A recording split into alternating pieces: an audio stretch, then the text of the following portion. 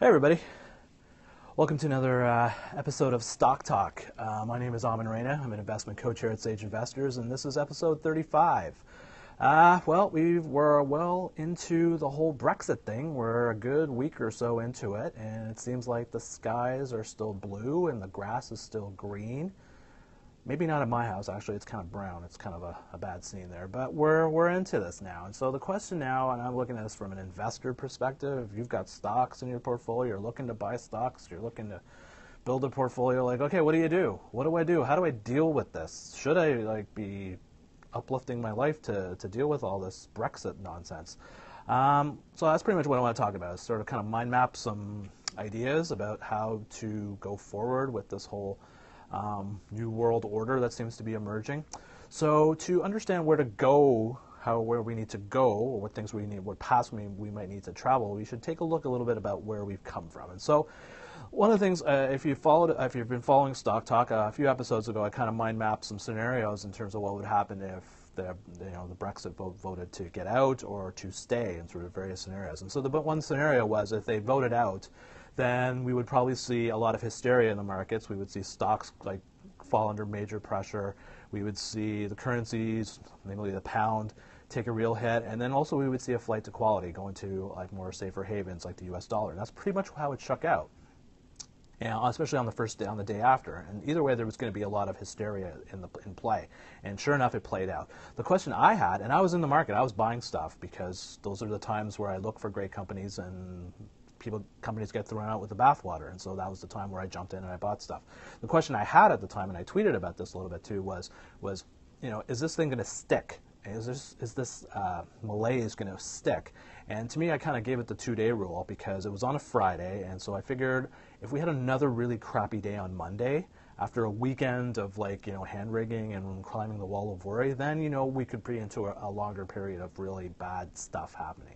So Monday was bad, but it wasn't horrible. And then we started to hear some of the musings from the central banks saying, okay, you know what, we're going to be jumping in. If things get really bad, we're going to jump in and we're going to print money and we're going to lower interest rates and we're going to stabilize this whole thing. And apparently the stock market just loved it, because since then it's just been going straight up. And that seems to be the playbook these days in the last 4 or 5 years, is anytime we enter some serious so-called crisis point, central banks will come in there and start smoothing the waters over and start talking a good game in terms of lowering interest rates, printing money, and everybody just seems to get a nice happy feeling. It's kind of like almost like a shot, like just getting a shot of Red Bull or a shot of B1 or whatever it is, or something even more nefarious.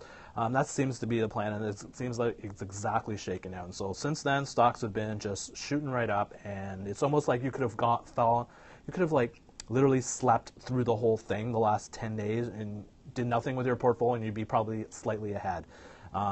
It's almost like Men in Black. It's kind of like, look at the little pen, look at the pen, and everything in the past didn't happen to you. That's the vibe right now that's gone through it. So the question is, that's where we are. And so now the question is, where are we going? So how do you mind map? How do you think your way through the what's out there? So really, there's two constituencies we got to think about. First one, we got to think about the real world, and right now, the big impact of this whole Brexit thing is just there's been such a huge political vacuum. You've got people resigning left and right. You've got EU and the British government and all these people posturing for positions, saying, you know what, if we're going to have a divorce, you're not going to get everything you want. It's going to be ugly. It's going to be messy. People are just establishing positions. So that's the real world right now, and that's creating a lot of angst and uncertainty with businesses, which is natural. If you don't know what the rules of the game are going to be, how are you going to make investment decisions? How are you going to make capital decisions about where you're going to invest your shareholders' money? So that's one side of it, and that's creating a little bit of malaise. But the other side of it, which seems to be taking a lot more precedent or take more value right now, is what's happening in the financial world. And really right now, the big thing right now is with the flight to quality going to U.S. dollars. U.S. dollar is going up, and so what it's actually done is it's the big talk we've been talking about, and I've been talking about is when is the Fed going to increase interest rates? And with all this Brexit stuff now, that concept now is just literally it's given the Fed in the U.S. a total excuse to not do anything. They have the excuse now. It's like, well, we could do something. We could increase interest rates, but you know what? This whole Brexit thing, it could get really ugly, so we'll just kind of like hold back and see how that thing shakes out. So the whole interest rate concept now is just gone. It's out of the table. What we're seeing now more is not necessarily about interest rates going up. The discussion is about interest rates going down. So the ECB is talking about dropping interest rates lower. Bank of England now has talked about lowering interest rates.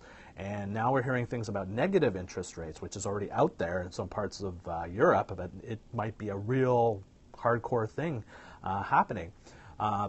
So if interest rates drop and lower, that's going to create a short-term, it wouldn't surprise me to see stock prices just continue to go up from here, even set records. We're close to record levels again, and don't get me going on that. So if stock prices are going to go up, potentially can go up, if the U.S. dollar continues to appreciate in value, then you're going to see things like oil, commodities, oil, gold perhaps, go down, because there's usually an inverse relationship between the U.S. dollar and commodity prices. So if the U.S. dollar goes up, then chances are commodity prices are going to fall. So again, use that mind mapping what could happen. Now, this whole lower interest rates concept, I still don't agree with it, and because it's just inflating asset prices and just setting our stage up for a really more violent crash down the road in stock prices. So that's to me, that dynamic just makes me really feel uncomfortable.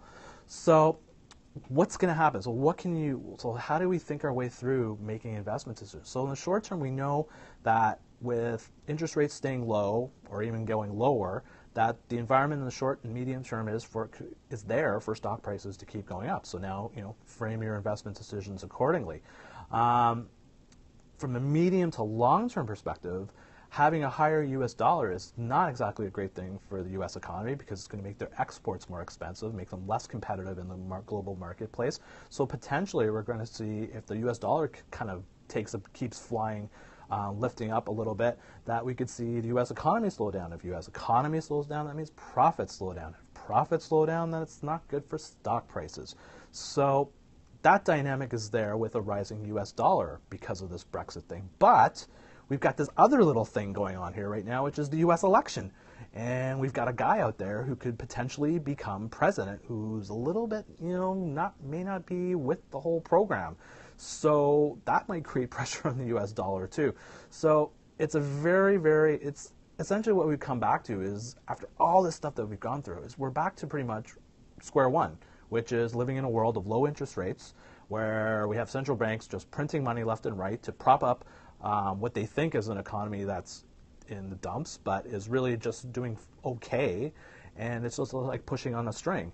And to me, it's just, the stock market is just becoming now, it's just returned to that level, that game of musical chairs, where everybody's just walking around. They know they need to be in stocks because there's nowhere else to go, because interest rates are potentially 0 to negative. So people are going to put money into stocks, and they're going to put money into companies like cereal companies. I just saw one for, I forget the company's name, but cereal manufacturer. And everybody's telling me that nobody eats cereal anymore because millennials couldn't be bothered to eat it, pouring milk into a bowl of cereal. But yeah, if you look at their stock price, it's like through the roof. So that's the kind of mindset we're in right now, where investment decisions are not being made on fundamentals, they're being made on just the fact of hunting for yield. And so that's kind of like the mindset right now with this whole Brexit thing, is it's just created that status quo mentality with respect to interest rates and fund flows and searching for yield. So it's as much as we worried about the political, all that stuff of it, but from an investment financial point of view, really what it's done is just perpetuated the status quo. And so when you're framing your investment decisions, it's just really good to go through this mind map exercise to see, okay, what can happen if this happens and this plays and happens. But so right now, it just seems like the one thing I'm currently going to keep watching on really more closely is the currencies. The currencies seem to be the ones that are going to drive this, specifically the direction of the U.S. dollar. If it goes up, that means you're going to see potentially interest rates stay where they are in the U.S., but you're going to see exports take a hit, and which could potentially, from a long-term perspective, could impact profits and stocks. If the U.S. dollar goes down because of uncertainty maybe with the U.S. election coming up, then you could potentially see an environment where the Fed might want to increase interest rates. It might give them that slight window, but again, hard to say, hard to tell. But that's kind of the mindset right now going forward after we've dealt with this whole Brexit thing. So that's all I got for you today. If you have any questions, drop me a line on my website, www.sageinvestors.ca. You can hit me through Twitter, too. You can DM me through Twitter, through my handle, @SageInvestors. I tweet about all the different market observations of the day, and as well as my own personal investment decisions that I make and that I'm trying to fight my way through. So please follow me. That's it for today. Another edition of Stock Talk. My name is Aman Reina of Sage Investors, and we'll catch you again.